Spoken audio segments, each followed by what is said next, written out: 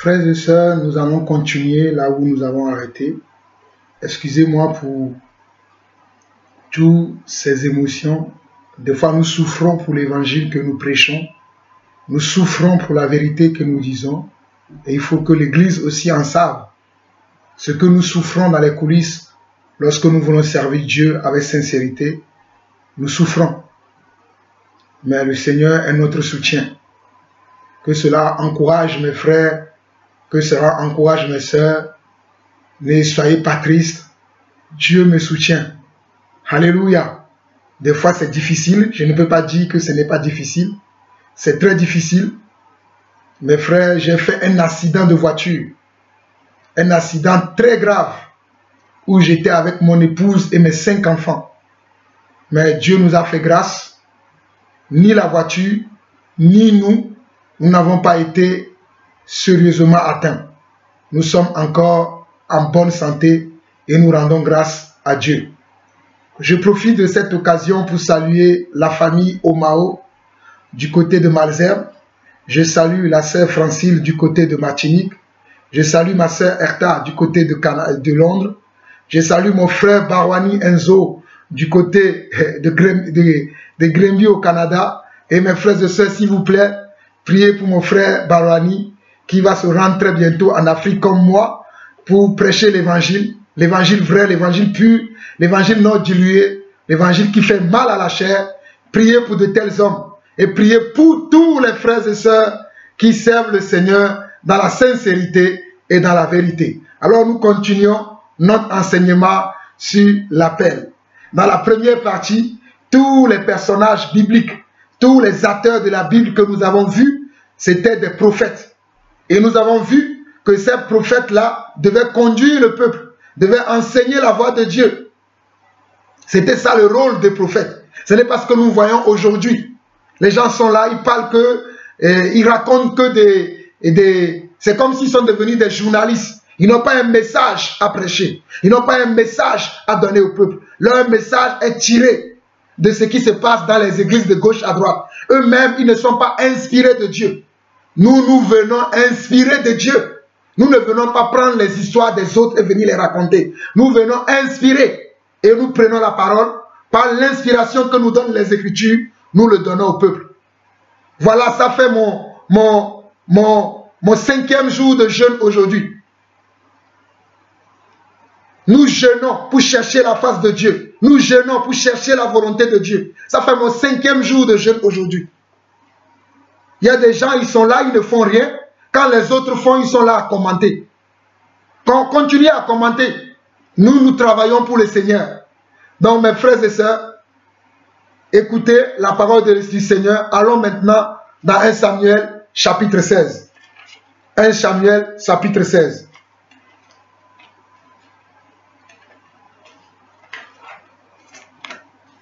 Nous allons voir l'appel d'un homme que j'aime beaucoup, qui s'appelle Samuel. Et j'ai dit 1 Samuel chapitre 16.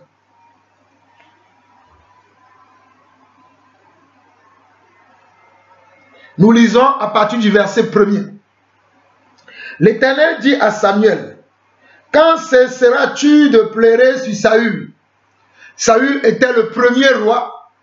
Après que le peuple avait demandé un roi à Samuel, Saül était le premier roi que Dieu avait choisi.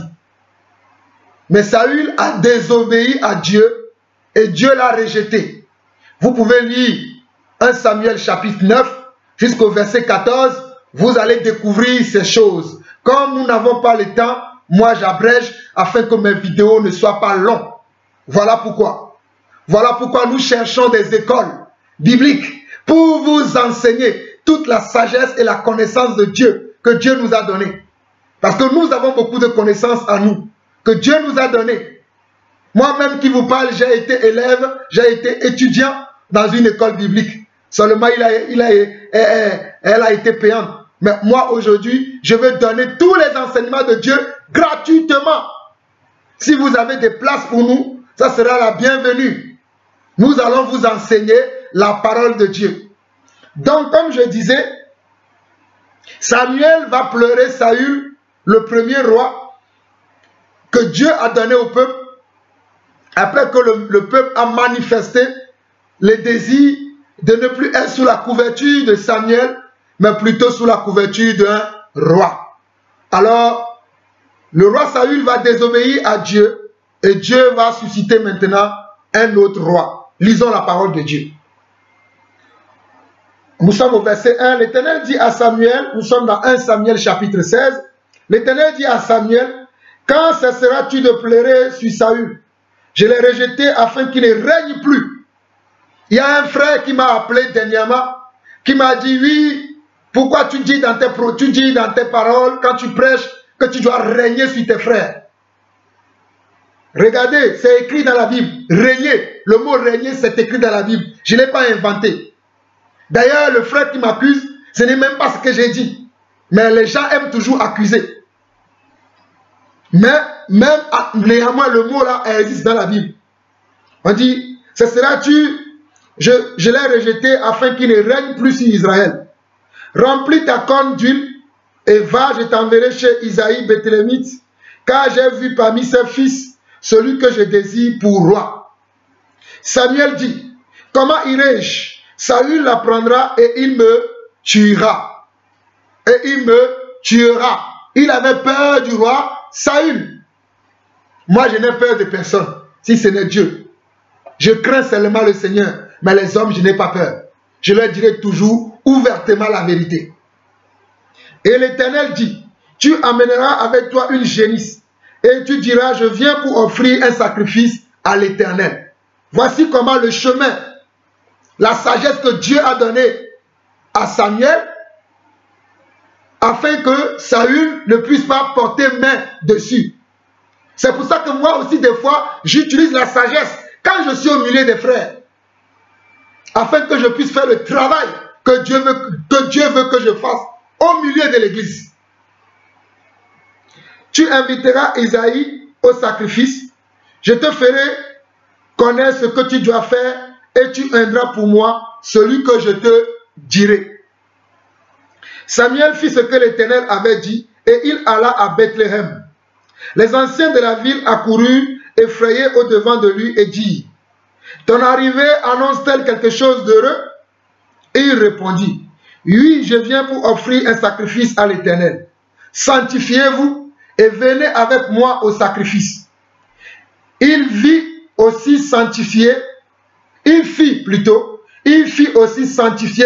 Isaïe et ses fils, et il les invita au sacrifice. Lorsqu'ils entrèrent, il se dit en voyant Eliab, certainement loin de l'Éternel est ici devant lui. Et l'Éternel dit à Samuel, ne prends point garde à son apparence et à la hauteur de sa taille, car je l'ai rejeté. L'Éternel ne considère pas ce que l'homme considère.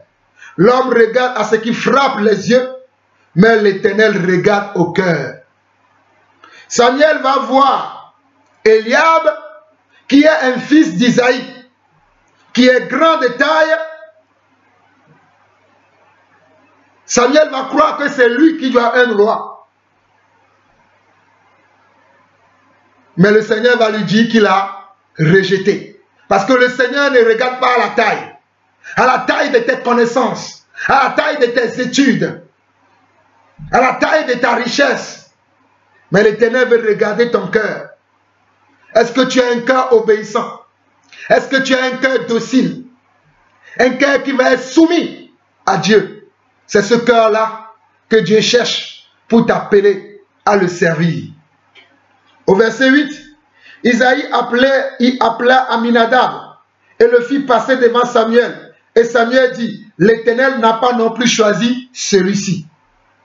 Isaïe fit passer Shama et Samuel dit, l'Éternel n'a plus choisi celui-ci. Isaïe fit passer 7 de ses fils devant Samuel. Et Samuel dit à Isaïe, l'Éternel n'a choisi aucun d'eux. Puis Samuel dit à Isaïe, sont-ce là tous tes fils? Est-ce que tous tes fils sont là? Est-ce que tous tes fils sont déjà passés devant moi? Voilà ce que un prophète doit faire. Un prophète, lorsqu'il arrive dans un endroit, Il va chercher véritablement à faire quoi? La volonté parfaite de Dieu, de celui qui l'a appelé. Isaïe a présenté plusieurs de ses enfants qui, selon lui, peuvent être des rois. Mais ce n'est pas celui que Dieu a choisi. Samuel suivait attentivement le Seigneur, car le Seigneur avait dit à Samuel, au verset combien? Au verset 3, il dit, tu inviteras Esaïe au sacrifice. Je te ferai connaître ce que tu dois faire et tu aideras pour moi celui que je te dirai. Voilà pourquoi lorsque Isaïe faisait passer ses fils jusqu'à 7, Samuel n'a pas dit ni c'est celui-ci, ni c'est celui-là, parce qu'il voulait obéir à Dieu. Parce qu'il voulait absolument obéir à qui? À celui qui l'a appelé et qui l'a oué prophète. Aujourd'hui, les gens veulent obéir aux hommes sans savoir ce que Dieu leur dit. Nous, nous obéissons à Dieu au travers de sa parole. Verset 11 de 1 Samuel 16. Puis Samuel dit à Esaïe, sont cela tous tes fils? Et il répondit, il reste encore le plus jeune, mais il fait paître les brebis. Regardez ce que David faisait. David faisait quoi? La similitude avec qui? Avec Moïse. Moïse faisait paître les brebis. De qui? De Jéthro, son beau-père. David, il fait quoi? Il paie les brebis. Moi, Jean-Paul Lawson, j'ai fait... Lorsque j'étais petit, lorsque moi que vous voyez là, vous pouvez demander à ma famille, vous pouvez demander à Lomé au Togo, dans le quartier dans lequel j'ai habité. Les gens vont vous le témoigner. Ma grand-mère avait des troupeaux et je conduisais les troupeaux. C'est moi qui conduisais les troupeaux de ma grand-mère. J'ai une similitude avec ces personnes-là. Je conduisais les troupeaux de ma grand-mère. Nous avions des moutons, des chèvres. C'est moi qui les nourrissais. Au verset 11, on nous dit, puis Samuel dit à Isaïe, sont cela tous tes fils? Et il répondit, il reste encore le plus jeune, mais il fait paître les brebis. Alors Samuel dit à Esaïe, envoie le chercher, car nous ne nous lasserons pas avant qu'il ne soit venu ici. Isaïe l'envoya chercher. Or, il était blond, avec de beaux yeux et une belle figure. Waouh! David était un bel homme. Gloire soit rendue à Dieu. L'Éternel dit à Samuel, lève-toi, oins-le, car c'est lui. Regardez bien le verset 12, la deuxième phrase. L'Éternel dit à Samuel, lève-toi, oins-le, car c'est lui. Alléluia. L'Éternel dit à Samuel, lève-toi, oins-le, car c'est lui. Combien de fois je n'étais pas en train de prêcher l'évangile et le Seigneur m'a montré, à celui-là tu vas lui donner cette parole, à celui-là tu vas lui donner cette parole. Mais c'est Dieu, c'est ça ce que j'ai dit tout à l'heure, que Dieu m'a donné la parole de connaissance et de sagesse et le discernement. Voilà, mais ce n'est pas deux appels. Je suis apôtre, mais pour bien travailler dans mon rôle d'apostolat, Dieu me donne des dons pour m'aider. Mais ça ne fait pas de moi deux appels. C'est un seul appel que j'ai. Mais en plus de cet appel, Dieu m'a octroyé des dons qui me permettent d'être efficace dans mon appel. Voilà la vérité. Il y en a qui croient aujourd'hui qu'ils ont deux dons. On va voir ça à la fin. Et détruisez cette pensée dans votre tête. Si vous croyez que vous avez deux ministères, vous êtes apôtre et prophète, vous vous trompez. Vous ne pouvez pas être apôtre et prophète. Soit vous êtes prophète, soit vous êtes apôtre. Vous ne pouvez pas non plus être apôtre et docteur. Vous ne pouvez pas non plus être apôtre et évangéliste. Soit vous êtes évangéliste, soit vous êtes apôtre. Reconnaissez cela. Vous ne pouvez pas avoir deux ministères. Ça n'existe pas. Samuel, au verset 13, Samuel prit la corne d'huile et éloignit au milieu de ses frères. L'Esprit de l'Éternel saisit David à partir de ce jour et dans la suite. Samuel se leva et s'en alla à Rama. Regardez bien le verset 13. Dès que Samuel a oint David de l'huile, la Bible déclare ici que l'Esprit de l'Éternel saisit David à partir de ce jour et dans la suite. Lorsque David a reçu la perle de Dieu pour devenir roi, l'Esprit de l'Éternel est venu en lui afin qu'il puisse accomplir la mission. Voilà la vérité. Lorsque quelqu'un est appelé de Dieu, il reçoit un esprit. Il reçoit un esprit, une onction particulière que toi tu n'as pas. Voilà la vérité. Je dis bien, lorsque quelqu'un est loin de Dieu, est appelé de Dieu, est mis à part, selon les épîtres de Paul, la personne est mise à part pour une mission quelconque. L'Esprit de Dieu vient habiter à la personne pour que la personne puisse être capable pour accomplir la mission que Dieu veut le confier. Il reçoit de la part de Dieu une habileté qu'il n'avait pas avant. Comme moi, j'ai reçu du Seigneur une habileté pour être un apôtre dans son église. Les gens veulent maintenant que je dise que je suis qu'un frère. Je ne suis pas un frère. Je suis un apôtre. Même si je suis des frères pour des uns et des autres, j'ai un ministère et mon ministère, c'est le ministère d'apôtre. Voilà la vérité.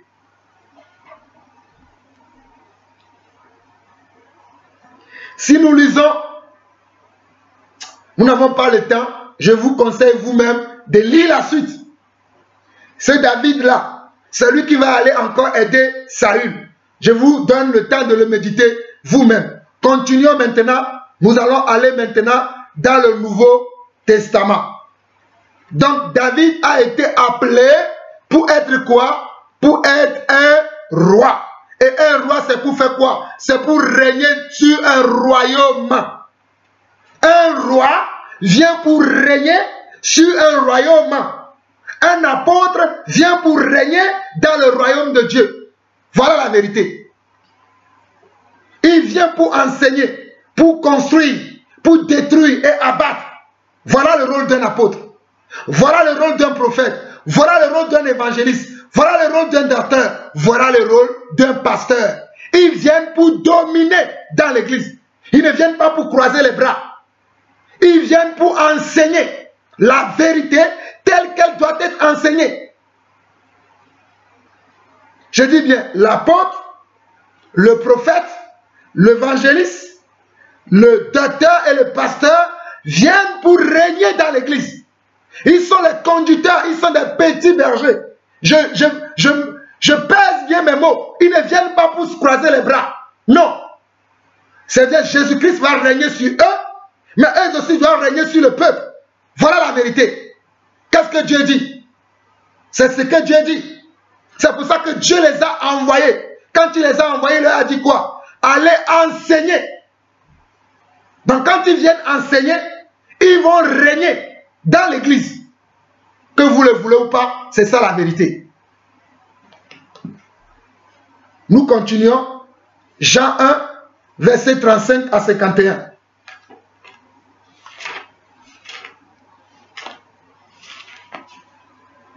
Jean chapitre 1.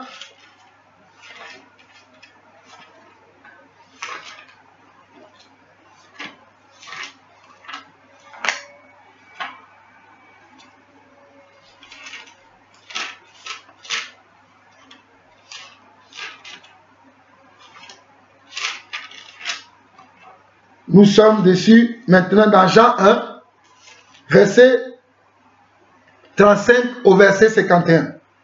Le lendemain, Jésus étant encore là avec deux de ses disciples, c'est pas Jésus, Jean. Le lendemain, Jean était encore là avec deux de ses disciples et ayant regardé Jésus qui passait, il dit: voilà l'agneau de Dieu. Les deux disciples entendirent prononcer ces paroles et ils suivirent Jésus. Regardez, les disciples étaient avec Jean. Mais lorsque Jésus est arrivé, Jean va dire, voici l'agneau de Dieu. Et ses disciples vont le quitter pour suivre qui? Pour suivre qui? Pour suivre Jésus-Christ. Cela a un sens pour moi. Si pour vous cela n'a pas de sens, ça a un sens pour Jean-Paul Lawson. Je continue. Les deux disciples entendirent prononcer ces paroles et ils suivirent Jésus. Jésus se retourna et voyant qu'ils le suivaient, il leur dit, que cherchez-vous? Il lui répondit, Rabbi, ce qui signifie maître, où demeures-tu? Venez, leur dit-il, et voyez, ils allèrent et ils virent où il demeurait. Et ils restèrent auprès de lui ce jour-là. C'était environ la 10e heure. André, frère de Simon-Pierre, était l'un des deux qui avait entendu les paroles de Jean et qui avait suivi Jésus. Ce fut lui qui rencontra le premier son frère Simon et lui dit, nous avons trouvé le Messie, ce qui signifie Christ. Et il le conduisit vers Jésus. Jésus l'ayant regardé, dit, tu es Simon, fils de Jonas, tu seras appelé Céphas, ce qui signifie Pierre. Amen. Le lendemain, Jésus voulut se rendre en Galilée et il rencontra Philippe. Il lui dit, suis-moi. Philippe était de Bethsaïda, de la ville d'André et de Pierre, les deux qui étaient aussi disciples de Jésus-Christ. Philippe, à son tour, rencontra Nathanaël et lui dit, nous avons trouvé celui de qui Moïse a écrit dans la loi et dont les prophètes ont parlé, Jésus de Nazareth, fils de Joseph. Souvenez-vous lorsque nous étions dans Deutéronome chapitre 18, le verset 15 au verset 19, je vous ai dit que le prophète dont Moïse parlait, c'était Jésus-Christ. Donc Jésus-Christ avait aussi en lui le ministère de prophète. Voilà pourquoi moi j'enseigne que Jésus-Christ seul a le ministère apostolique, le ministère prophétique, le ministère évangéliste, le ministère de doctorat et le ministère de pasteur dans l'église. Parce que c'est lui qui est Dieu et c'est lui qui est l'Esprit. Voilà pourquoi Nathanaël au verset 46 de Jean chapitre 1 va dire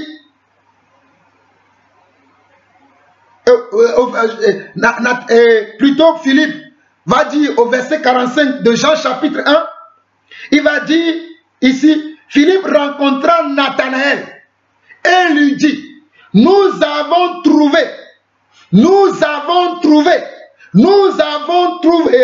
celui de qui Moïse a écrit dans la loi et dont les prophètes ont parlé, Jésus de Nazareth, fils de Joseph. Voilà pourquoi les gens qui ne comprennent pas que Jésus-Christ est Dieu le Père se trompent. Parce que les disciples ont compris qui était Jésus-Christ. Les disciples ont compris qui était Jésus-Christ. Les apôtres ont compris qui était Jésus-Christ. Les Juifs ont compris. Voilà pourquoi ils l'ont lapidé. Mais ce n'est pas le thème que j'aborde aujourd'hui. Nous sommes dans l'appel. L'appel de Jésus. Quand Jésus appelait ses disciples, les disciples vont le reconnaître. Ils vont savoir que c'est lui, le Messie. Ils vont savoir aussi que c'est lui, le prophète dont Moïse a parlé, selon Deutéronome 18, versets 15 à 19. Et que les autres prophètes aussi ont parlé. Voilà la connaissance que nous avons. Nous ne venons pas raconter nos raisonnements. Nous avons scruté les Écritures pour enseigner correctement la parole de Dieu. Et non venir raconter nos raisonnements. Au verset 46, Nathanaël lui dit, peut-il venir de Nazareth quelque chose de bon? Comme les gens peuvent dire aussi de Jean-Paul. Peut-il venir quelque chose de bon de ce monsieur qui crie tout le temps dans ses enseignements? Je suis la voix qui crie dans les déserts pour aplanir le sentier de mon Seigneur. Voilà ce que je suis. Je continue.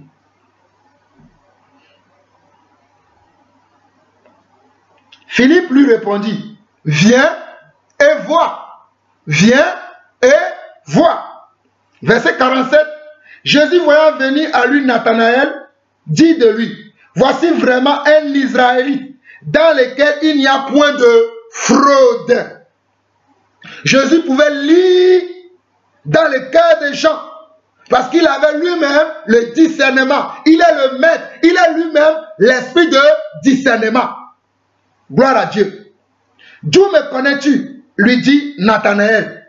Jésus lui répondit, avant que Philippe t'appelle, quand tu étais sous le figuier, je t'ai vu. Si Jésus n'était pas Dieu, comment pouvait-il voir quelqu'un sous le figuier? C'est parce qu'il est Dieu, il est partout. Car Dieu est omnipotent, omniscient et omniprésent. Les gens doutent de Dieu. Bon, je continue. Verset 49. Nathanaël répondit et lui dit, Rabbi, tu es le Fils de Dieu, tu es le roi d'Israël. Voilà, Jésus était aussi le roi d'Israël. Il était le Fils de Dieu, mais il était aussi le roi d'Israël. Et un roi vient dominer dans un royaume. Un roi vient régner dans un royaume. Voilà pourquoi j'ai dit tout à l'heure que les 5 ministères doivent régner dans le royaume de Dieu. C'est ça la vérité. Non pas dominer sur les gens, voir les gens comme si les gens ne sont rien. Non, mais ils doivent venir avec l'enseignement. Et l'enseignement va dominer dans nos cœurs. L'enseignement va régner sur nous. Parce que c'est l'enseignement qu'ils ont. C'est cet enseignement-là qui va régner sur nous. Ce n'est pas eux, mais c'est l'enseignement qui est en eux. La parole de Dieu qui est en eux. Puisque la parole est Dieu, cette parole-là qui va sortir de leur bouche, cette parole va venir dominer sur nous et va régner sur nous. Voilà ce que j'enseigne. Ce n'est pas moi qui va venir régner, mais la parole de Dieu en moi doit dominer dans l'église, doit régner dans l'église. Parce que la parole de Dieu en moi, c'est Dieu lui-même.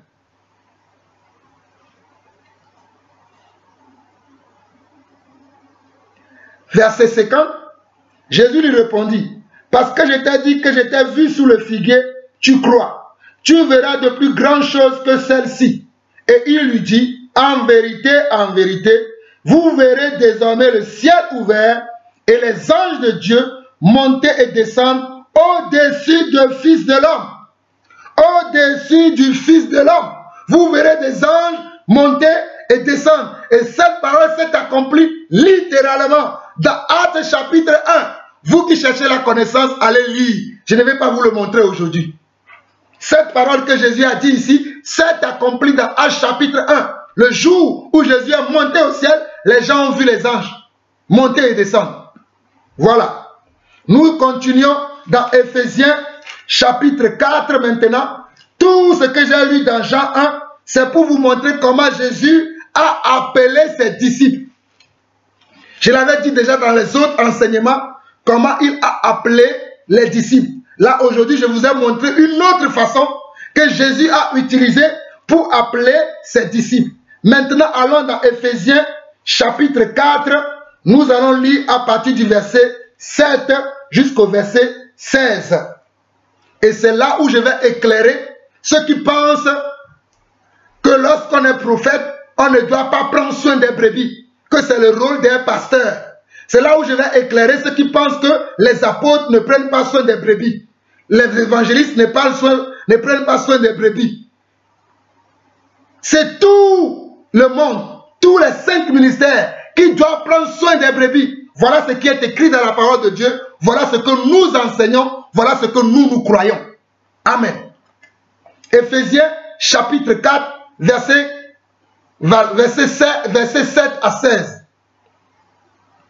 Mais à chacun de nous, regardez bien, mais à chacun de nous, la grâce a été donnée selon la mesure du don de Christ. Selon la mesure du don de Christ. Qui donne le don? Christ. Qui donne la grâce? Christ. Donc, c'est le don de Christ que Christ a mis en nous. Voilà pourquoi nous disons que c'est Christ qui a les 5 ministères. Voilà la révélation de la parole. Je précise bien le verset 7. Mais à chacun de nous, la grâce a été donnée selon la mesure du don de Christ. Donc il n'y a que Christ seul qui a les 5 ministères. Il n'y a que Jésus-Christ seul qui a les 5 ministères parce que c'est lui qui nous donne une partie de lui afin que nous allions dans l'église pour manifester une partie de lui dans l'église. Voilà la révélation de la parole. Un homme ne peut pas dire qu'il a 2 ministères, 3 ministères, 4 ministères, les 5 ministères. C'est faux. Détruisez ces raisonnements dans votre tête. Vous n'avez qu'un seul don que vous avez. Je parle bien, je précise, je parle bien des dons ministériels. Je ne parle pas des dons de motivation. Je ne parle pas des dons de service dans l'église. Il y a les dons de motivation et les dons de service dans l'église. Je ne parle pas de cela, mais je parle des dons ministériels. Les dons ministériels, tu ne peux recevoir qu'un seul. Moi-même, j'ai été surpris de voir dans la dénomination dans laquelle j'ai grandi spirituellement, l'homme de Dieu était pasteur et un jour, un pasteur américain est venu, il lui impose les mains et lui dit aujourd'hui tu es apôtre. Alors que nous avons connu ce pasteur-là depuis des années sous le manteau de pasteur. Un jour comme ça, lui il vient, il dit que tu es apôtre. J'ai dit mais le monsieur là il n'a pas lu la Bible. Quelqu'un qui est pasteur restera pasteur toute sa vie. Celui qui est apôtre restera apôtre toute sa vie. Celui qui est évangéliste restera évangéliste toute sa vie. Celui qui est docteur restera docteur toute sa vie. Parce que c'est la grâce que Dieu t'a donnée. C'est une grâce particulière. Elle ne change pas dans le temps. Elle n'évolue pas dans le temps. Voilà pourquoi j'ai commencé d'abord par Jérémie chapitre 1. Lorsque Dieu a appelé Jérémie, il l'a appelé en tant que prophète des nations. Lorsqu'il a appelé Moïse, il l'a appelé en tant que prophète. Il ne l'a pas appelé prophète et apôtre. Nous continuons au verset 8. C'est pourquoi il dit, étant monté dans les hauteurs, il a amené des captifs et il a fait des dons aux hommes. Il a fait des dons aux hommes. Ce qui donne le don, Jésus-Christ.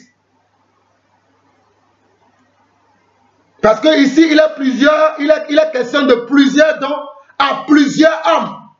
Puisque nous devons aussi enseigner le français aujourd'hui, nous allons l'enseigner. Il dit, et il a fait des dons aux hommes. Parce qu'il y a plusieurs dons pour plusieurs hommes. Ce n'est pas un don pour plusieurs hommes, mais des différents dons pour différents hommes. Voilà la vérité. Je dis bien des différents dons pour différents hommes. Nous enseignons la parole de Dieu telle qu'elle a été enseignée dès le commencement. Nous ne raisonnons pas avec la parole de Dieu. Au verset 9, il dit, oh, que signifie il est monté, sinon qu'il est aussi descendu dans les régions inférieures de la terre. Celui qui est descendu, c'est le même qui est monté au-dessus de tous les cieux, afin de remplir toutes choses. Celui qui est descendu, celui qui est aussi monté, afin de remplir toutes choses. Et cette personne, c'est qui? C'est Yeshua HaMashiach. C'est Yehoshua HaMashiach. Jésus-Christ de Nazareth. C'est lui qui est descendu, c'est lui qui est monté, c'est lui qui est le chef de l'église. C'est lui qui est le chef des dons. C'est lui qui donne les dons à chacun comme il le veut. Alléluia. Au verset 11, regardez bien. Et il a donné les uns comme apôtres. Il n'a pas dit il a donné les uns comme apôtres et évangélistes. Non, ce n'est pas ce qui est écrit dans ma Bible. Et il n'a pas donné les uns comme apôtres et docteurs. Non. Voilà pourquoi lorsque Paul se présentait, il se présentait, moi Paul, apôtre de Jésus-Christ. Paul n'a jamais dit apôtre et docteur. Il a toujours dit apôtre de Jésus-Christ. J'ai détruit cette compréhension que le diable a mis dans le cœur de certaines personnes, qu'ils pensent qu'ils sont apôtres et docteurs, apôtres et évangélistes, pasteurs et prophètes, prophètes et évangélistes. C'est faux. Vous avez reçu qu'un seul don. Réfléchissez bien, fléchissez vos genoux et priez. Et il a donné les uns comme apôtres, les autres comme prophètes, les autres comme évangélistes, Les autres comme pasteurs et docteurs. Les autres comme pasteurs et docteurs. Voilà. Il n'y a pas une personne qui a deux dons. Non. Il a appelé les uns comme apôtres. C'est-à-dire une personne, Dieu l'appelle. Il lui donne le don d'apostolat. Il appelle quelqu'un d'autre, il lui donne le don de prophète. Il appelle quelqu'un d'autre, il lui donne le don d'évangéliste. Il appelle quelqu'un d'autre, il lui donne le don de docteur. Il appelle quelqu'un d'autre, il lui donne le don de pasteur. Mais il ne donne pas deux dons ministériels à une seule personne. Dieu ne l'a pas fait. Le Dieu que je sers ne l'a jamais fait. Je vous dis la vérité, le Dieu que je sers ne l'a jamais fait. Vous voulez que je vous dise la vérité? C'est ça la vérité. Mettons un doigt ici. Nous allons lire ce que l'apôtre Paul lui-même dit dans Éphésiens chapitre 1, le verset 1. Moi, je veux croire ce que l'apôtre Paul a dit. Je ne veux pas croire au raisonnement des hommes. L'apôtre Paul dit lui-même, Paul, apôtre de Jésus-Christ, par la volonté de Dieu. Nous sommes dans Éphésiens chapitre 1, verset 1. Paul dit, Paul, apôtre de Jésus-Christ, par la volonté de Dieu, aux saints qui sont à Éphèse et aux fidèles en Jésus-Christ. Paul, apôtre de qui? De Jésus-Christ. Il n'a pas dit Paul, apôtre et prophète, Paul, apôtre et docteur. Non, il a dit Paul, apôtre de Jésus-Christ. Voilà. Et Galates chapitre 1. Je ne vais pas lire tous les passages. Hein. Galates chapitre 1. Paul dit encore, Paul, apôtre. Il n'a pas dit Paul, apôtre et prophète. Paul, apôtre et évangéliste. Paul, apôtre et pasteur. Ce n'est pas ce qu'il a dit. Il a dit Paul, apôtre. Non de la part des hommes, ni par un homme, mais par Jésus-Christ et Dieu le Père qui l'a ressuscité des morts. Voilà ce que l'apôtre Paul était. L'apôtre Paul n'a jamais été docteur. Il a été apôtre. Voilà la vérité.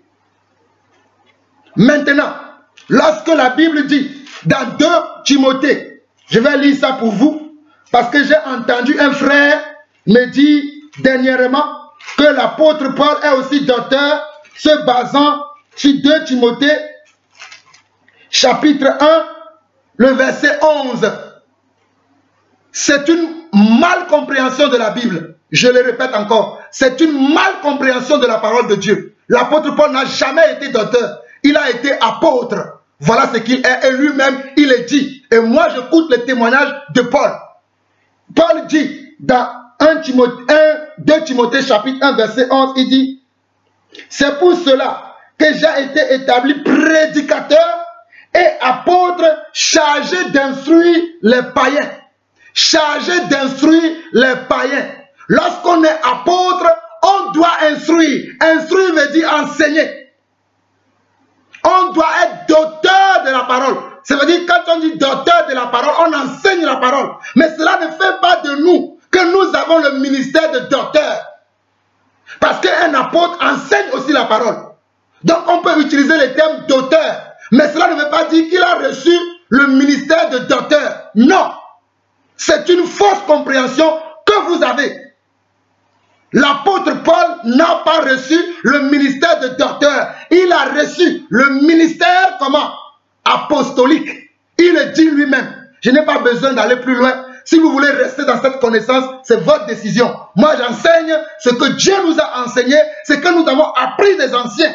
Voilà la vérité et ce que nous lisons dans la parole. Prenez toutes les versions que vous voulez. Vous ne verrez jamais l'apôtre Paul se présenter comment? Se présenter comme apôtre et docteur. Je ne vois pas pourquoi un homme aujourd'hui va me dire, moi je suis prophète et pasteur. Tu dois te repentir, toi qui penses ça. Je te dis la vérité. Tu peux lutter dans ton cœur. Mais le Dieu que je sers ne ment pas. Si tu crois que tu as reçu 2 ministères, tu dois te repentir. Il n'y a que Jésus qui a tous les ministères. Mais nous les hommes, il nous a donné un seul ministère accompagné des dons de service ou des dons de motivation.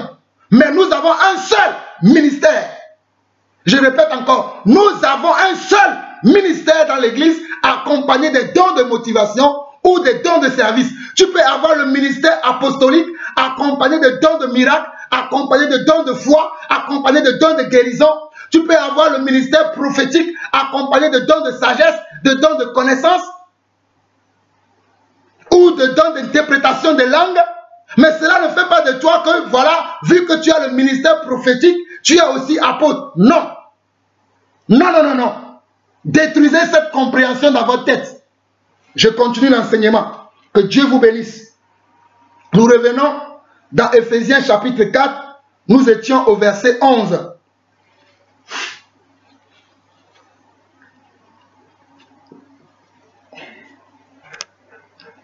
Et il a donné les uns comme apôtres, les autres comme prophètes, les autres comme évangélistes, les autres comme pasteurs et docteurs, pour le perfectionnement des saints, en vue de l'œuvre du ministère et de l'édification du corps de Christ. Regardez, ceux qui pensent que non, ce n'est que les pasteurs qui doivent édifier le corps du Christ, qui doivent les conduire. C'est tous les 5 ministères qui font ce travail-là. Il est écrit ici, au verset 12, pour le perfectionnement des saints. Donc, les 5 ministères sont là dans l'église pour que les saints soient perfectionnés, pour que les saints marchent dans la volonté de Dieu, pour que les saints soient réglés dans la bonne conduite, dans la bonne manière de marcher avec Dieu. Non pas que les saints marchent comme ils veulent, mais qu'ils marchent selon la volonté de Dieu. Voilà ce que nous enseignons. Nous n'enseignons pas l'égarement, comme certains qui enseignent l'esprit de l'hérésie. Nous enseignons basé sur les Écritures. L'Écriture dit que les 5 ministères que je viens de citer, au verset 12, il précise, pour le perfectionnement des saints. Donc c'est les 5 ministères qui perfectionnent les saints. Ce n'est pas un seul qui le fait parmi eux. C'est tous les 5 ministères qui ont ce travail-là. Chacun selon la mesure que Dieu lui a donné, il travaille. Donc ils ne vont pas travailler de la même manière, ils vont travailler différemment, mais ils vont faire le même travail pour celui qui les a appelés. Le but de ce travail-là, c'est pour le perfectionnement. Voilà ce que nous connaissons. Un pasteur ne va pas travailler comme un apôtre. Un apôtre ne va pas travailler comme un docteur. Un docteur ne va pas travailler comme un évangéliste. Un évangéliste ne va pas travailler comme un prophète. Mais ils travaillent tous pour Dieu, pour le perfectionnement des saints. Pour le perfectionnement des saints, en vue de l'œuvre du ministère et de l'édification du corps de Christ. Donc les 5 ministères édifient le corps du Christ. Je répète encore, les 5 ministères qui sont les 5 doigts de la main édifient le corps du Christ. Le rôle de l'annulaire est différent de l'index. Le rôle de l'index est différent de l'auriculaire. Je ne sais plus comment on appelle les doigts de la main, mais voilà. Mais, toujours est-il que les 5 doigts de la main, c'est ça qui m'aide à porter ma Bible. C'est ça qui m'aide à manger. Les 5. C'est ça qui m'aide à enlever mes lunettes et à les remettre. Voilà la vérité. Nous continuons de l'édification du corps de Christ jusqu'à verset 13, jusqu'à ce que nous soyons tous parvenus à l'unité de la foi et de la connaissance du Fils de Dieu, à l'état d'homme fait, à la mesure de la stature parfaite de Christ. Donc les 5 ministères sont là pour travailler dans notre cœur, nous qui sommes le peuple, nous qui sommes les enfants de Dieu, pour que nous puissions arriver à l'unité de la foi et de la connaissance, l'unité dans notre foi. Non pas que c'est quelqu'un qui croit que Jésus est Dieu et l'autre ne croit pas, non. Non pas que quelqu'un croit qu'un homme peut recevoir un seul ministère et quelqu'un d'autre croit que lui peut recevoir 2. Non. Nous devons arriver à l'unité dans la foi et dans la connaissance du Fils de Dieu, à l'état d'homme fait, à la mesure de la stature parfaite de Christ. Ainsi, nous ne serons plus des enfants, voilà. Ainsi, nous ne serons plus des enfants flottant et emportés à tout vent de doctrine. Voilà, il y a des gens qui sont emportés aujourd'hui à tout vent de doctrine. On dit là-bas que Jésus est noir, ils sont là-bas. On dit là-bas que Jésus est bleu, ils sont là-bas. On dit là-bas qu'on peut être pasteur et prophète, ils sont là-bas. Non, on ne peut recevoir qu'un seul ministère. Et Jésus n'est ni blond ni blanc. Jésus c'est un esprit. Voilà, c'est la vérité. Dieu est esprit et il faut que ceux qui l'adorent en esprit et en vérité. Voilà ce que nous enseignons. Vous pouvez vous fâcher contre nous, mais nous enseignerons toujours la vérité. Dieu est esprit et il faut que ceux qui l'adorent en esprit et en vérité. Nous continuons. Ainsi, nous ne serons plus des enfants flottants et emportés à tout vent de doctrine par la tromperie des hommes, par leur ruse dans les moyens de séduction, mais en professant la vérité. Alléluia. Je professe la vérité dans l'amour parce que nous aimons les frères, même ceux qui sont perdus, nous prions pour eux, même s'ils nous rejettent, ils ne veulent pas notre ministère, nous prions pour eux. Alléluia. Nous ne les en voulons pas, car nous avons reçu la grâce de Dieu de comprendre ces choses. Mais quelques-uns n'ont pas encore cette grâce. Voilà pourquoi Christ n'est pas encore revenu, parce que Christ attend afin que nous soyons dans l'unité de la foi. Nous continuons. Nous croîtrons à tous égards en celui qui est le chef, Christ. C'est de lui, et grâce à tous les liens de son assistance, que tout le corps, bien coordonné et formant un solide assemblage, tire son accroissement selon la force qui convient à chacun de ses parties et s'édifie lui-même dans l'amour. Alléluia. Nous bénissons le Seigneur pour cela. Au verset 16, on nous dit, c'est de lui et grâce à lui et grâce à tous les liens de son assistance. L'assistance de qui? De l'Esprit. L'assistance de qui? De Jésus-Christ. L'assistance de Dieu. Que tout le corps, c'est-à-dire toute l'Église, bien coordonné, chacun à sa place, l'apôtre à sa place, le prophète à sa place, l'évangéliste à sa place, le docteur à sa place, le pasteur à sa place, chacun à son poste, à son rang, bien coordonné, formant un solide assemblage, tire son accroissement. Et là, nous allons accroître si chacun est à sa place, selon la force qui convient à chacun de ses parties, la force que lui-même il a donnée à chacun de ses parties, qui est l'apôtre, le prophète, l'évangéliste, le pasteur et le docteur, et s'édifie lui-même dans l'amour. Ok. Romains chapitre 12. Romains chapitre 12. J'espère que vous commencez à comprendre quelque chose. Romains chapitre 12. Très rapidement. Très rapidement. Nous avançons très rapidement. Romains chapitre 12. Je vous exhorte donc, frères, nous lisons du verset 1 au verset 8. Je vous exhorte donc, frères, par les compassions de Dieu, à offrir vos corps comme sacrifice vivant, saint, agréable à Dieu, ce qui serait de votre part un culte raisonnable. Ne vous conformez pas au siècle présent, mais soyez transformés par le renouvellement de l'intelligence, afin que vous discerniez quelle est la volonté de Dieu, ce qui est bon, agréable et parfait.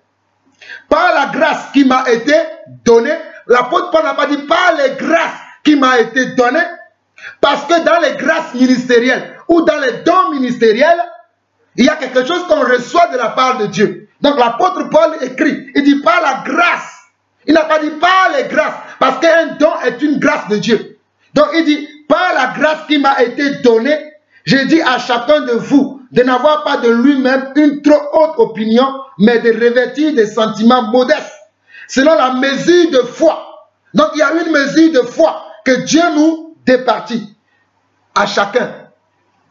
Au verset 4, car comme nous avons plusieurs membres dans un seul corps et tous les membres n'ont pas la même fonction, je bénis le Seigneur pour sa parole.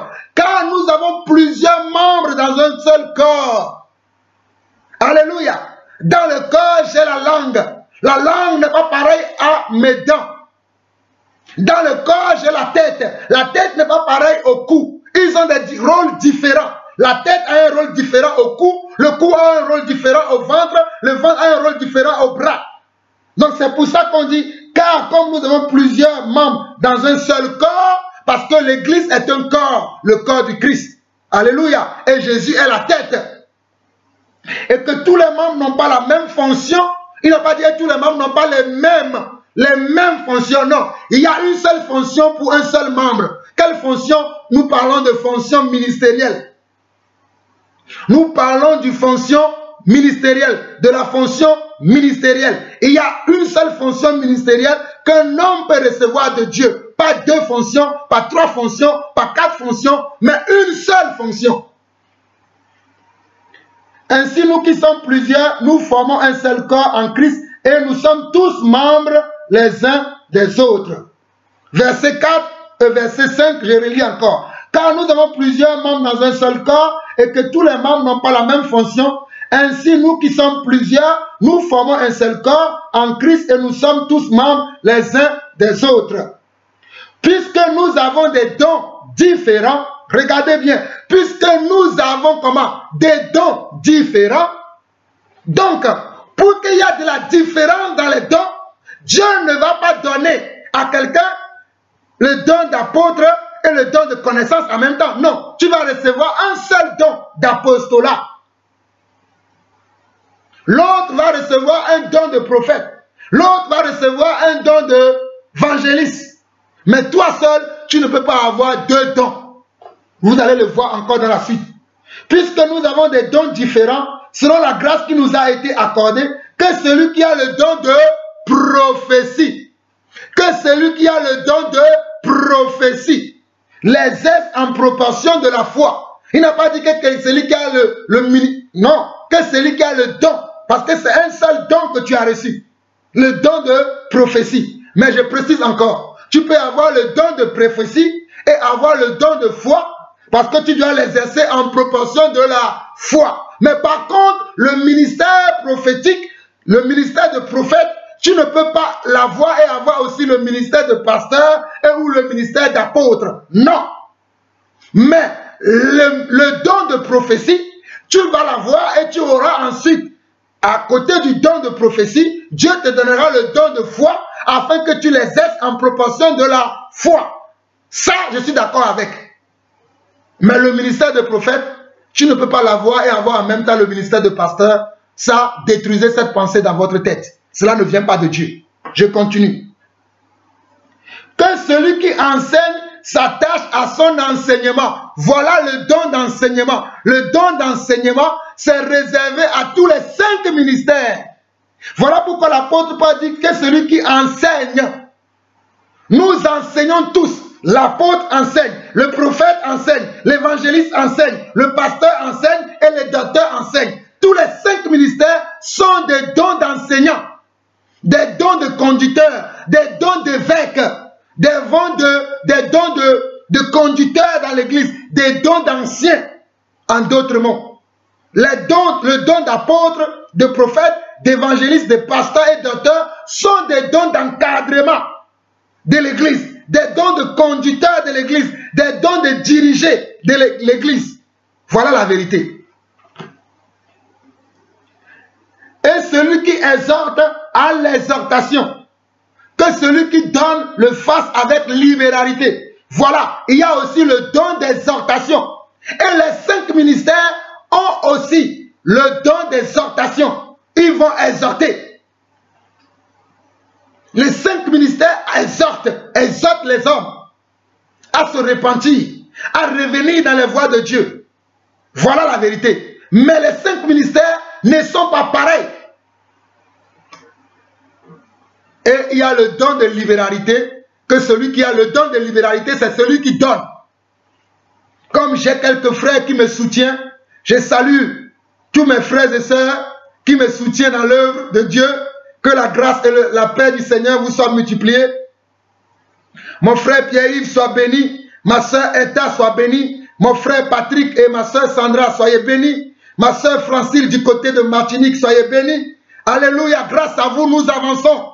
Que Dieu vous bénisse pour vos dons, que ce soit vos dons matériels et aussi vos prières. Car je sais que vous priez beaucoup pour moi. Que le Seigneur vous bénisse pour tout ce que vous m'apportez depuis que nous marchons ensemble. Que le Seigneur vous bénisse. Que celui qui préside le fasse avec zèle. Regardez, que celui qui préside. Voilà un des dons que Dieu m'a aussi donné, le don de présider dans l'église. la présidence. En 1 Corinthiens, il parle le don de gouverner, c'est-à-dire de diriger. J'aime diriger parce que j'ai reçu ce talent de Dieu. Les hommes peuvent se graisser les dents contre moi, mais parce que j'ai le don là, le don de diriger. Ça se voit dans ma vie, ça se voit dans ma nature. J'aime que les choses soient carrées.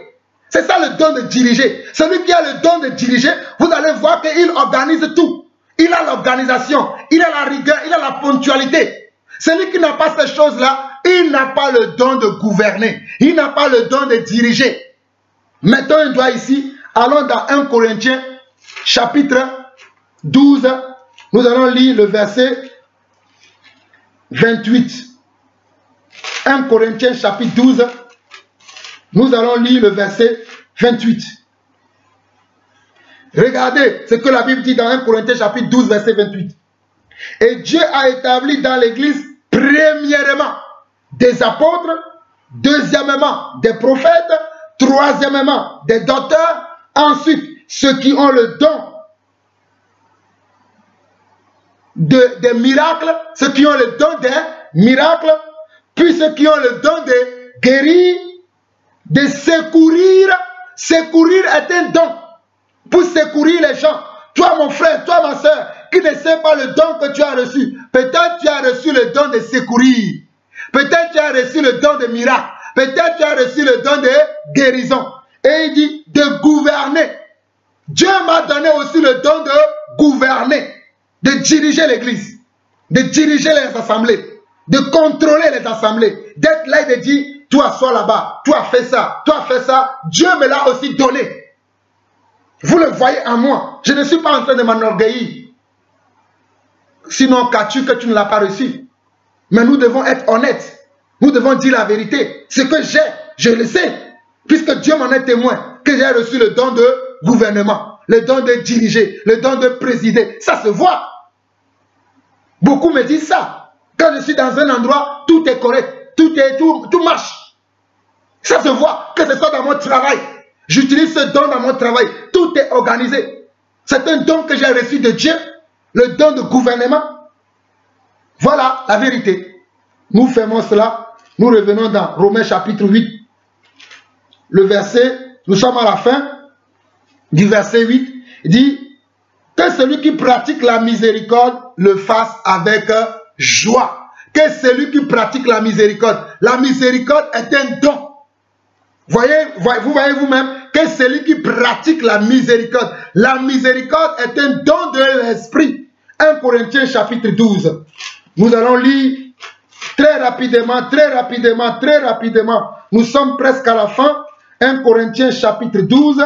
Nous allons lire rapidement à partir du verset 4. Voilà. 1 Corinthiens chapitre 12 à partir du verset 4.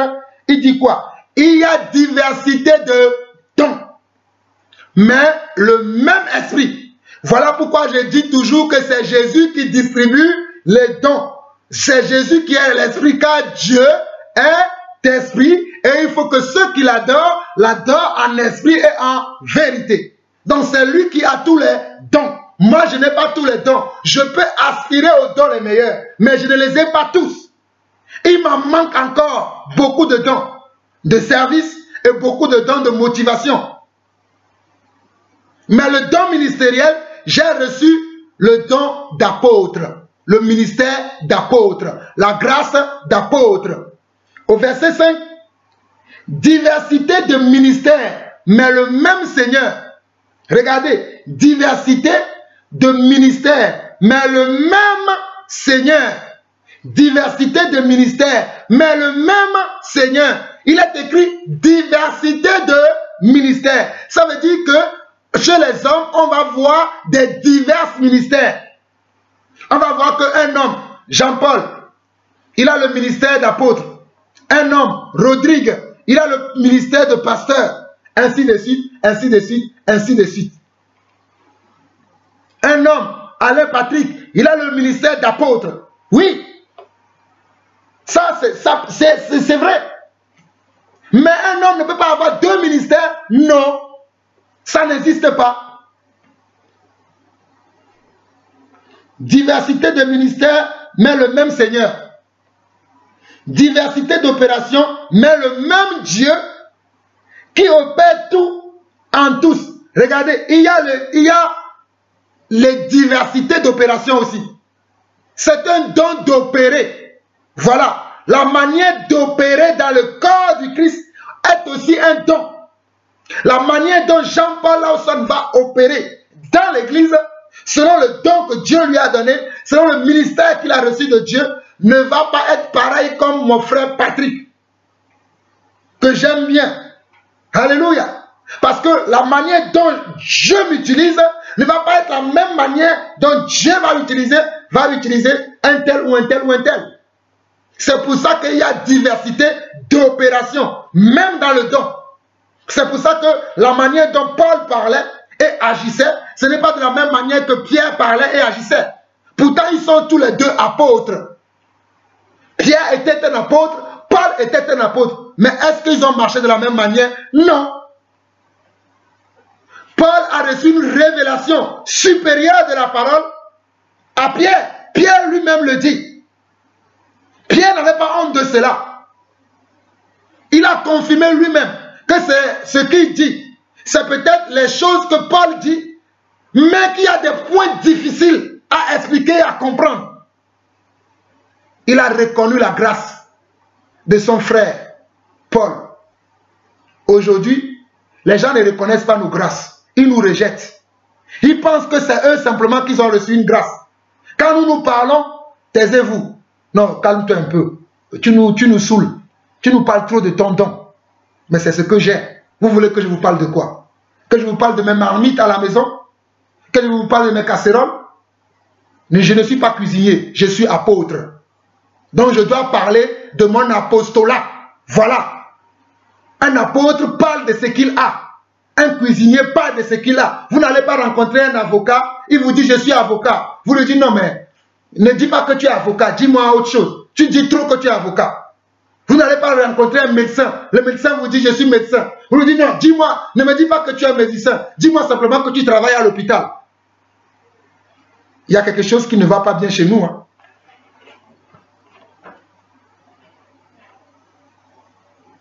Verset 7. Or, à chacun, la manifestation de l'esprit est donnée pour l'utilité commune. Or, à chacun, la manifestation de l'esprit est donnée pour l'utilité commune. En effet, à l'un est donné par l'esprit une parole de sagesse, à un autre une parole de connaissance, à un autre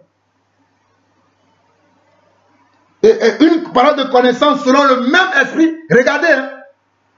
Regardez, on dit en effet à l'un est donné la parole de connaissance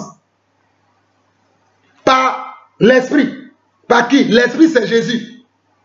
À un autre une parole de connaissance selon le même esprit. À un autre la foi par le même esprit. À un autre le don de guérison par le même esprit. À un autre le don d'opérer des miracles. À un autre la prophétie. Ça, ce n'est pas les ministères, hein. C'est les dons de service.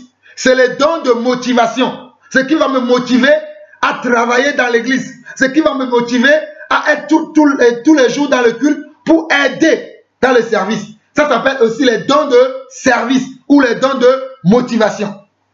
Voilà la vérité. Mais les dons ministériels sont différents des dons de service ou des dons de motivation. Les dons de service, tous les chrétiens ont reçu ça. Tous les chrétiens ont reçu un don de service. Et ils peuvent en recevoir d'autres. Parce que l'apôtre Paul va dire, aspirez aux dons les meilleurs. Il peut en recevoir d'autres.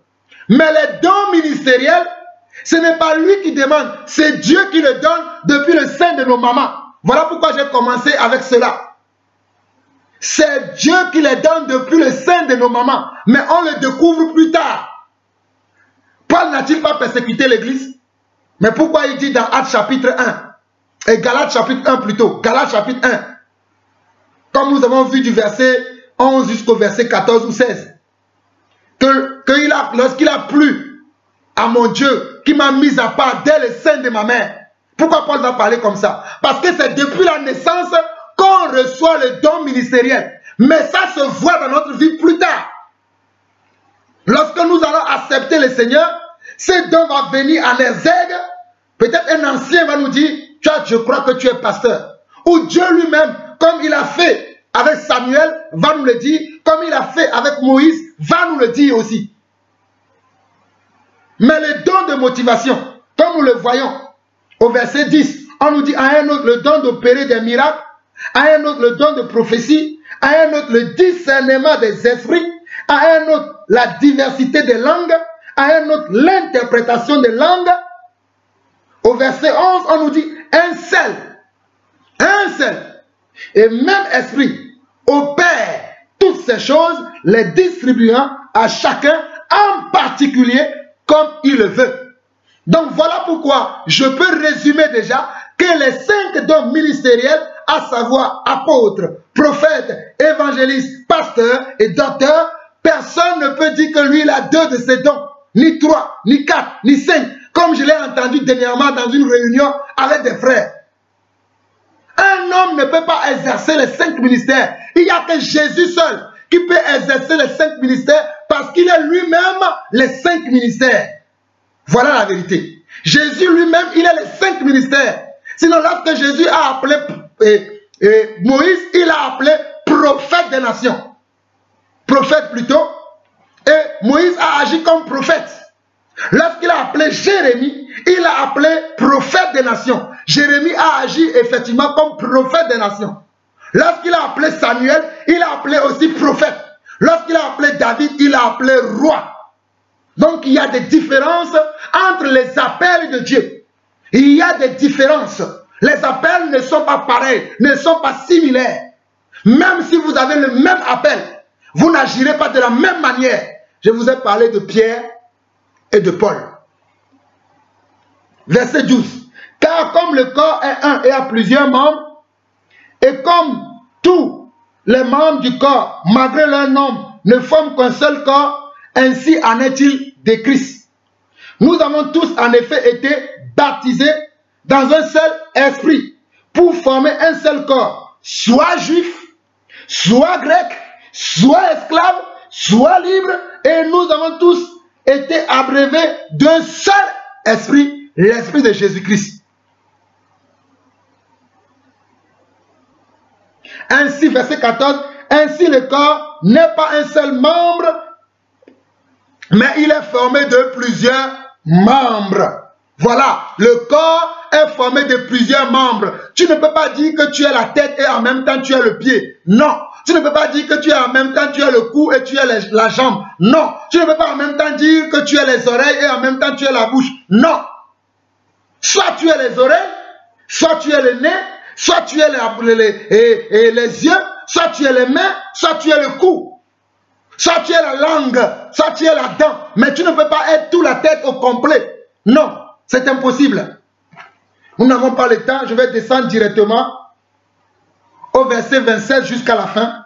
Il dit, vous êtes le corps de Christ et vous êtes ses membres, chacun pour sa part. Nous qui? Nous les serviteurs, nous les enfants de Dieu, nous l'église, nous formons le corps du Christ, chacun pour sa part. Chacun est une partie de l'église. Je suis une partie de l'église, Alain Patrick est une partie de l'église, Georges est une partie de l'église, je parle de Joseph, Georges est une partie de l'église, ainsi de suite. Ma soeur Sandra est une partie de l'église, ma soeur Linda est une partie de l'église, ma soeur Erta est une partie de l'église, ainsi de suite. Ma maman Julienne est une partie de l'église, mon père Nicanor est une partie de l'église, ainsi de suite. Mais nous ne sommes pas tous au même, à la même fonction, ni à la même tâche. Nous avons des tâches différentes dans le même corps. Le rôle de la langue est différent du rôle de la gorge. Que celui qui a des oreilles pour entendre, entende. Au verset 28, et Dieu a établi dans l'église, premièrement, des apôtres, deuxièmement, des prophètes, troisièmement, des docteurs, Ensuite, ceux qui ont le don des miracles. Voilà pourquoi moi je ne crois pas que tout le monde peut faire des miracles, comme quelques-uns des frères le croient. Non, il y a des gens qui ont reçu le don de miracle. Il y a des gens qui ont reçu le don de guérison. C'est à eux d'opérer ces choses dans l'église. Mais je peux aspirer moi aussi à avoir ce don et j'aspire beaucoup au don de miracle. Oh mes frères, priez pour moi pour le don de miracle. Ça va arriver. Oh alléluia. Le don de guérison, je prie pour cela. Je ne l'ai pas encore, je prie pour cela. Ça va arriver. Mais des fois, Dieu me donne le discernement des esprits pour guérir des fois les gens, pour soulager des fois des gens. Dieu me donne des fois des paroles de connaissance pour pouvoir soulager des voix des gens, pour pouvoir soulager des âmes perdues. Mais je reconnais que je n'ai pas encore le don de guérison ni le don de miracle. Je suis honnête avec vous. Les dons que j'ai, je les reconnais. Mais le don de miracle et le don de guérison, je ne l'ai pas encore. Voilà pourquoi je vous en supplie, priez pour moi pour que Jean-Paul puisse avoir dans son ministère apostolique le don de miracle et le don de guérison. Je ferme cette petite parenthèse, j'avance. Ceux qui ont le don de miracle, puis ceux qui ont le don de guérir, de secourir, de gouverner, de parler diverses langues. Tous sont-ils apôtres? Voici la question que Paul apporte. Tous sont-ils apôtres? Bien évidemment, non. Tous sont-ils prophètes? Non. Tous sont-ils docteurs? Non. Tous ont-ils le don de miracles? Voilà. Tous ont-ils le don de miracles? Non. Tous ont-ils le don de guérison? Non. Tous parlent-ils en langue? Non. Tous interprètent-ils? Non. Verset 31. Aspirez aux dons les meilleurs et je vais vous montrer une voie par excellence. On doit aspirer aux dons les meilleurs. On doit vouloir avoir les dons les meilleurs. Je parle des dons de service et des dons de motivation. Je ne parle pas des dons ministériels. Les dons ministériels, tu peux aspirer jusqu'à la fin de ta vie. Si Dieu ne t'a pas choisi, tu ne l'auras pas. Ça, c'est quelque chose qu'on reçoit depuis le sein de nos mamans. Mais les dons de motivation et les dons de service, tu peux aspirer à en avoir les meilleurs. Tu peux aspirer à avoir le don de guérison, le don de miracle. Dieu peut te le donner. Mais pourquoi le cherches-tu? Dieu va sonder ton cœur. Il va voir quelle est la motivation pour laquelle tu cherches le don. Est-ce que tu veux l'avoir pour te glorifier? Oui, quand je pose les mains, les gens tombent par-ci, les gens guérissent. Tu vas devenir comme ça ou tu vas aider l'église avec ton don. Moi, je viens pour aider l'église avec le don d'enseignement, le don d'apôtre que Dieu m'a donné, afin de venir réveiller les gens qui se trompent dans leur raisonnement. Voilà comment j'utilise mon don. Non pas pour m'enorgueillir, mais pour aider les gens. Et combien Dieu seul sait, mon don aide beaucoup de personnes. J'en reçois tout le temps des témoignages. Tout le temps des témoignages. Même ça là, je vais recevoir encore beaucoup de témoignages. Voilà comment on peut exercer son don. Pour réveiller les gens. Pour réveiller ceux qui dorment. Réveille-toi, toi qui dors. Réveille-toi et Christ t'éclairera. Voilà ce que nous disons. Matthieu chapitre 18. Très rapidement, nous sommes presque à la fin. Matthieu chapitre 18. Matthieu chapitre 18. Alléluia. Nous bénissons le Seigneur. Matthieu chapitre 18.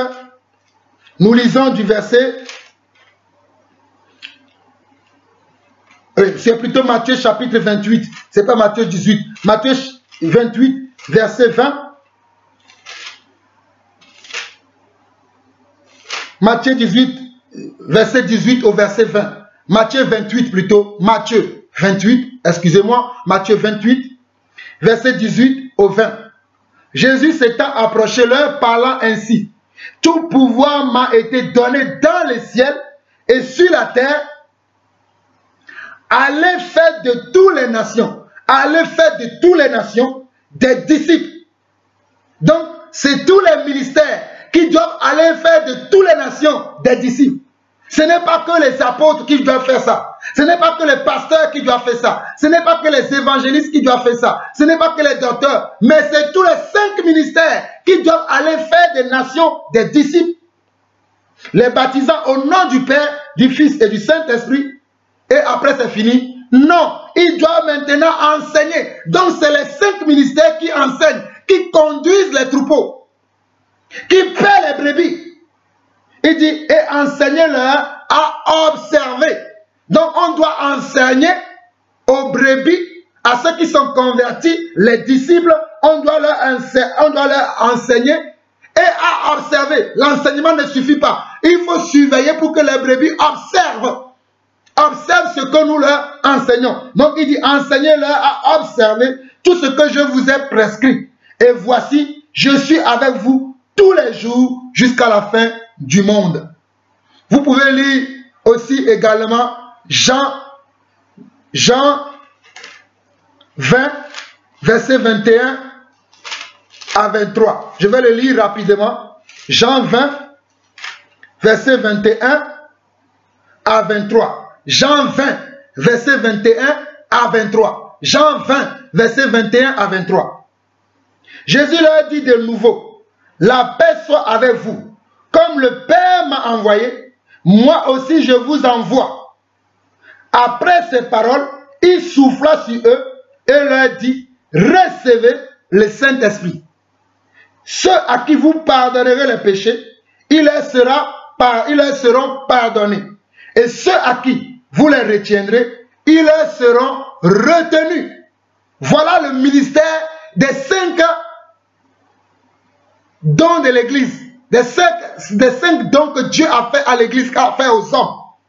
Ils ont le ministère d'aller pardonner les péchés aux hommes aussi. Et de prier pour les hommes, pour que les hommes reçoivent le pardon de leurs péchés. Ce n'est pas moi qui l'ai inventé. Regardez bien, dans Jean 20, verset 21 au verset 23. Jésus leur dit de nouveau, la paix soit avec tous. Comme le Père m'a envoyé, moi aussi, je vous envoie. Un type d'appel. On nous envoie faire quoi? Un envoyé apporte un message.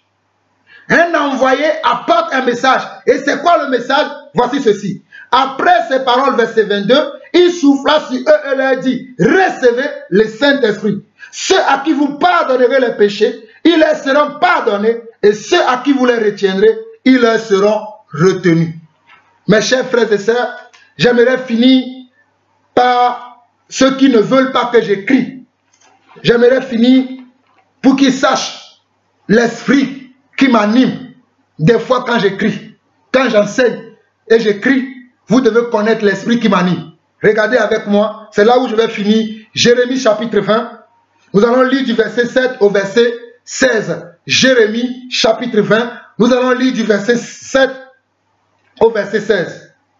Tu m'as persuadé, Éternel, et je me suis laissé persuader. Tu m'as saisi, tu m'as vaincu, et je suis chaque jour un objet de raillerie. Tout le monde se moque de moi. Voilà l'appel de Jean-Paul Lawson. Tout le monde peut se moquer de moi. Ça ne me fait ni chaud ni froid. Car je me suis laissé persuader par le Seigneur. Je me suis laissé vaincu par le Seigneur. J'ai accepté d'être la balayure du monde. D'être la raillerie des hommes. Que tout le monde m'insulte, ça m'importe peu. Voilà la preuve ici. Tu m'as persuadé, Éternel, et je me suis laissé persuader. Jérémie chapitre 20, verset 7. Et je suis chaque jour un objet de raillerie. Tout le monde se moque de moi. Verset 8. Car toutes les fois que je parle, il faut que je crie. Regardez. Car toutes les fois que je parle, il faut que je crie. Toutes les fois que je parle, il faut que je crie. Alléluia. Toutes les fois que je parle, il faut que je crie. C'est un ministère de crier, alléluia. C'est un ministère de crier, alléluia. C'est un ministère de cri de ma voix. C'est un ministère. C'est un ministère que j'ai reçu du Père. Supportez ce ministère parce que c'est comme ça que je l'ai reçu. Il faut que je crie. Voilà pourquoi je dis, je suis la voix qui crie dans les déserts pour aplanir le sentier de mon Seigneur. C'est un ministère que j'ai reçu.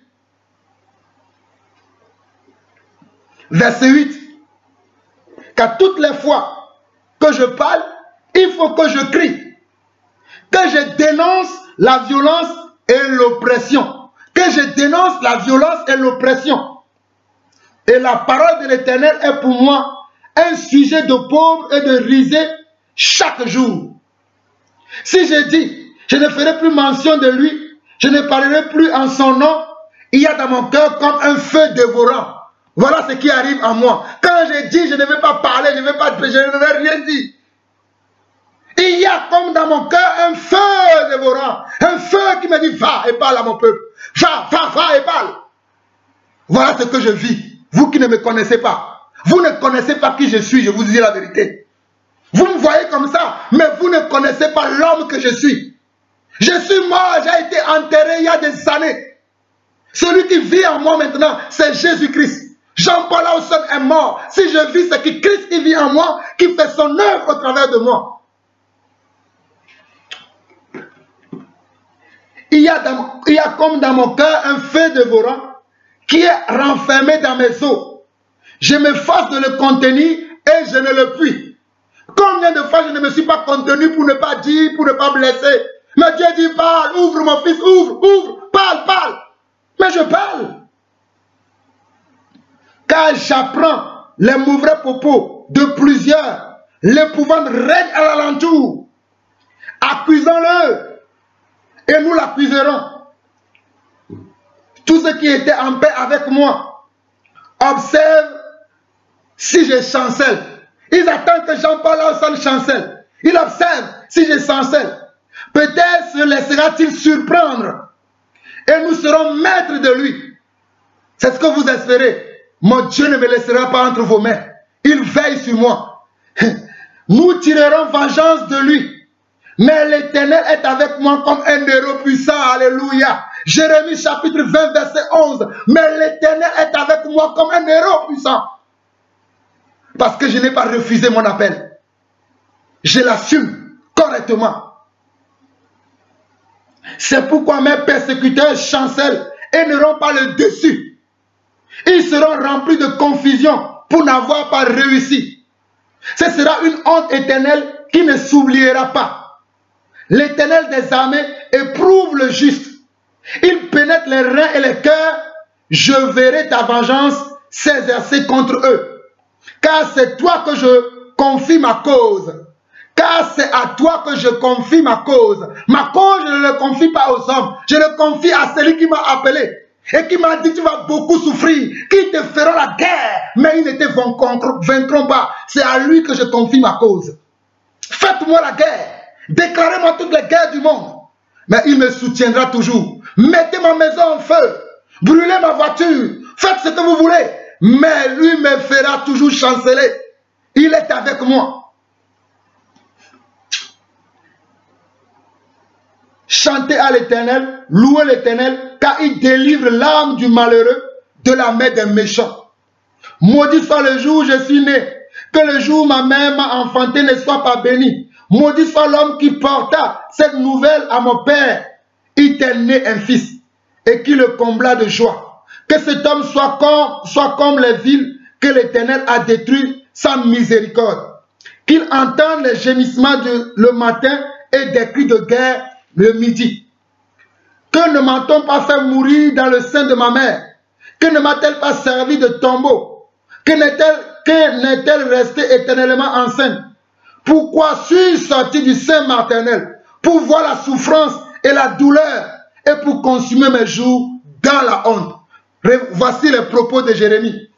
Voici ce que moi aussi je vis. Pourquoi ma mère ne m'a-t-il pas fermé dans le ventre? Pourquoi m'a-t-il mis dans ce monde? Pour être au milieu de mes frères accusés à tort et à travers, traités de faux, traités d'orgueilleux, traités de vantards. Pourquoi, Seigneur? Pourquoi, mon Dieu? Pourquoi, Elohim? Pourquoi, là-bas, Sabatani? Pourquoi, Seigneur? Pourquoi? Pourquoi, mon Dieu? Pourquoi les gens ne peuvent pas supporter l'évangile que tu m'as donné de prêcher, l'évangile pour lequel ma famille et moi-même, nous sommes persécutés tous les jours? Pourquoi, Seigneur? Mais je répondais toujours oui à ton appel. Je répondais toujours oui à ton appel. Je ne vais jamais t'abandonner, Seigneur. Que les hommes me laissent, mais je ne te laisserai pas. Que les hommes me rejettent, je ne te rejetterai jamais, Seigneur, car je sais d'où tu m'as tiré. Ainsi, mes frères, je finis cette seconde partie de l'enseignement sur l'appel. Je reviendrai encore sur l'appel. Mes amis, il y a encore beaucoup de choses à enseigner. Mes frères et sœurs, il y a encore beaucoup de choses à enseigner. Laissez-moi aller faire le travail qui m'attend à Lomé au Togo. Lorsque je vais revenir, croyez-moi, vous écouterez des enseignements. Car le Seigneur m'en a convaincu que le temps est arrivé pour que nous puissions enseigner la vérité sans aucune erreur. Soyez bénis de l'Éternel. Vous qui priez pour nous, continuez à prier pour nous. J'ai quelques informations à vous donner. Je serai à Lomé dans 4 jours exactement. Je serai à Lomé. Priez pour moi à Lomé au Togo, dans l'église de mon frère, le pasteur Rodrigue. Dans l'église de mon frère, le pasteur Rodrigue, que vous pouvez joindre au 00 228 90 12 08 74. Je répète encore, le pasteur Rodrigue, que vous pouvez joindre au 00 228 le 90 le 12 08 le 74. Si vous voulez vous joindre à nous, car nous aurons des enseignements intenses. Nous aurons des enseignements intenses. Nous aurons des enseignements sur la grâce, sur le fonctionnement de l'église, sur comment évangéliser, c'est-à-dire la parole et la pratique. Nous aurons beaucoup de choses à faire ensemble. Nous vous distribuerons aussi des Bibles gratuites. Soyez au rendez-vous pour ceux qui sont au Togo, pour ceux qui nous écoutent à l'étranger, qui ont leur famille au Togo. Dites-leur que nous serons dans l'église du pasteur Rodrigue, dont je vous ai donné les coordonnées. Vous pouvez l'appeler, il va vous diriger vers son assemblée. C'est là où je serai quand je serai à Lomé. Et moi-même, vous pouvez me joindre au 00 228 le 93, le 94, le 81 et le 02. Je répète encore, vous-même, vous pouvez me joindre moi-même Jean-Paul Lawson, à partir du 5 septembre au Togo. Vous pouvez me joindre, je serai à Lomé, la capitale au Togo. Vous pouvez me joindre au 00 228 le 93, le 94, le 81, le 02. Alléluia. J'ai bien dit au 00 228 le 93, le 94, le 81 et le 02 pour le partage de l'agneau immolé. Alléluia. Soyez bénis, que la grâce du Seigneur soit sur chacun et chacune d'entre vous. Je vais faire une dernière prière et vous ne me verrez plus jusqu'à mon retour du Togo. Priez pour moi afin que le Togo, Lomé, la capitale, le Togo, puisse recevoir l'évangile de Yeshua Mashiach. Priez pour nous qui se fassent des prodiges, des miracles, pour que les cœurs soient convertis et qu'ils quittent le royaume des ténèbres et qu'ils viennent à Dieu. Priez pour nous et que Dieu vous bénisse. Éternel mon Dieu, je te bénis, je te rends grâce de ce que tu m'as conduit, Seigneur Dieu, pendant cette semaine où tu m'as mis à part, pour que je puisse chercher, Seigneur Dieu, ta face, pour que je puisse chercher ta volonté, oh Papa, pour ma vie et pour l'Église, surtout pour le ministère que tu m'as donné. Éternel, il t'a plu et tu as mis dans mon cœur, aujourd'hui que je dois parler encore de nouveau à ton Église sur l'appel, Papa. Je sais que beaucoup de gens attendent cet appel. Beaucoup de gens attendent, Seigneur Dieu, cet enseignement. Seigneur, je prie pour chacun de ces personnes qui attendent cet enseignement. Seigneur, moi j'ai donné selon ce que tu m'as donné. Mais puisque je ne connais pas tout, je ne sais pas tout. Toi qui as dit toi-même dans ta parole que lorsque tu partiras, tu reviendras sous la forme de l'Esprit et tu seras dans nos vies et tu vas nous conduire dans la vérité. Éternel mon Dieu, je prie pour tous les âmes, Papa, qui ont faim et soif de toi. Enseigne, Seigneur Dieu. Corrige, Papa. Redresse, Seigneur Dieu. Afin que ce qui est courbé ne soit plus courbé, Papa. Afin que celui qui est dans le doute ne soit plus dans le doute, Seigneur Dieu. Viens consoler, Papa. Viens montrer ta voix à tous tes brebis. Viens montrer ta voix à tous tes enfants. Où qu'ils soient dans le monde entier, Seigneur Dieu. Seigneur, je prie pour des hommes, Papa. Je prie pour des femmes. Oh, toi, femme, Dieu t'a entendu. Oh, toi, homme, Dieu t'a entendu aussi. Dieu vous a entendu tous. Et Dieu vous répond. Oh, alléluia. Éternel, merci pour tous ces âmes qui vont te suivre, qui vont écouter ta parole et qui vont marcher selon ta parole. Reçois la gloire au nom puissant et majestueux de Jésus-Christ. Sois béni, sois élevé, papa, pour ce que tu fais dans nos vies, pour ce que tu fais dans l'église, papa. Sois honoré, Seigneur, au nom puissant de Jésus-Christ. Amen, amen et amen. Shalom, shalom.